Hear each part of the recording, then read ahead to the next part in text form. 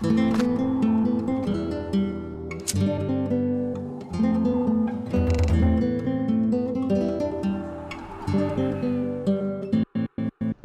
and welcome to this video. My name is ActiqueRS and this is my review on Dungeoneering Spotlight update. In this update, Jagex released a massive number of things to Dungeoneering, and I'm very sorry if I missed something from the post, but I will just try to review everything to my best ability. So first up, we have a new resource dungeon at the Daemonheim Peninsula, and this is located southwest of the Fremenic camp, and it can be accessed with level 90 Dungeoneering. The dungeon itself contains Kal'Gerian demons, and these demons can be assigned as a Slayer assignment if you have level 90 Slayer, but you don't have to have level 90 Slayer just to go there and kill the monsters.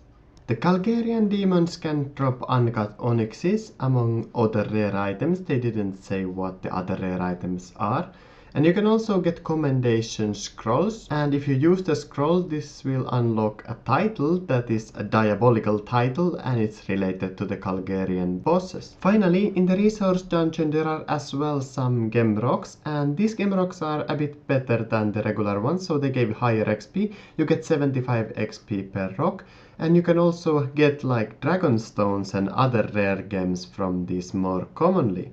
You can now attach 10 chaotic spikes to your Zamorakian spear in order to create a chaotic spear, and this is a level 80 spear weapon, which is kind of useful at the corporal beast. You can also buy chaotic remnant and use it on a Saranomin hiss, Saranomin murmur or Saranomin whisper in order to create a similar necklace as the arcane stream necklace with a 4.9% crit increase. So now magic isn't the only style with 4.9% crit increase necklace. You can also buy the Scroll of Daemonheim, Scroll of Proficiency, and Scroll of Dexterity from the rewards trader. Scroll of Daemonheim gives you a 50% chance to earn 5% extra XP in Dungeoneering when you are skilling in a Daemonheim dungeon. The Scroll of Proficiency gives you a chance to retain planks while you are doing the construction in your playground house, and the Scroll of Dexterity allows you to retain components while making armor in crafting skill. They also added a new gold accumulator which will gather coins up until it has gathered 1 million coins, and you can buy this for 20k Dungeoneering tokens, but the next time you buy it, it's going to cost you 40k tokens and finally capping at 60k tokens. So if you are using the gold accumulator to get a lot of gold, then the price of using it will increase over time. You can now also upgrade gem bags to hold 60 gems, and you can also include dragon stones in the gem bags if you do the upgrade. The Bone Crusher, Charming Imp, and the Herbicide are now pocket slot items, so you can wear them when you are doing combat rather than keeping them in your inventory. I didn't test if you can still keep them in your inventory and get the effect as well. And finally, the Hex Hunter bow that you can use inside Daemonheim has had its power improved. There are also some Dungeoneering pets that you can now show off if you have completed certain things in Dungeoneering.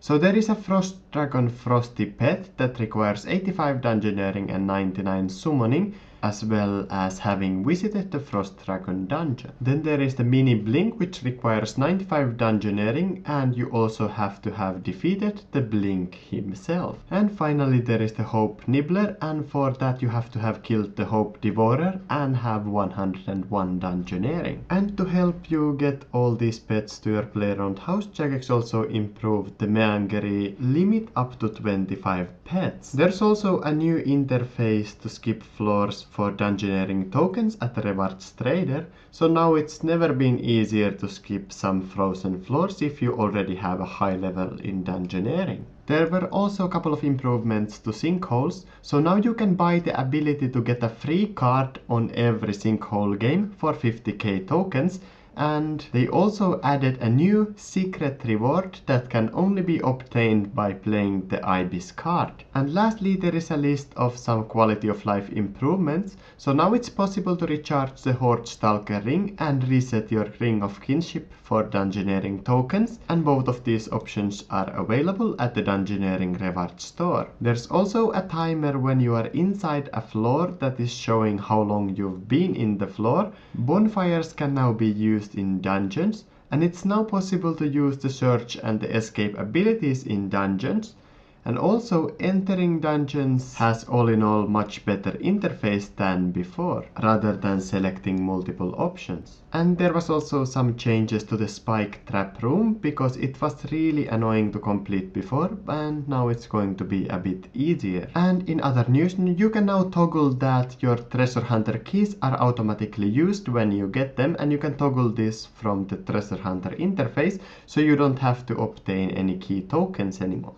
And you can also make all of your prismatic fallen stars to go to one skill rather than using all of them one by one. Finally, in the patch notes there were some interesting things, and I'm gonna leave it to the description of this video like always, but few of these updates that I found interesting is that transmuting charms now converts 10 charms at a time. The loot beam message will no longer be filtered, so you can see the beam message even if you have game filter on. And spirit gems and treasure hunter keys, as well as brawling gloves and the war priest gear, will now show the beam of light, but you can filter out the spirit gems and the treasure hunter keys by setting your loot beam minimum value to over 50k. But I think that's it for this video. There were so many little things that I'm sure that I missed out something, and it took a lot of time to put it all together. But yeah, I hope you have enjoyed it, and I'll see you in the next video, and thanks for watching.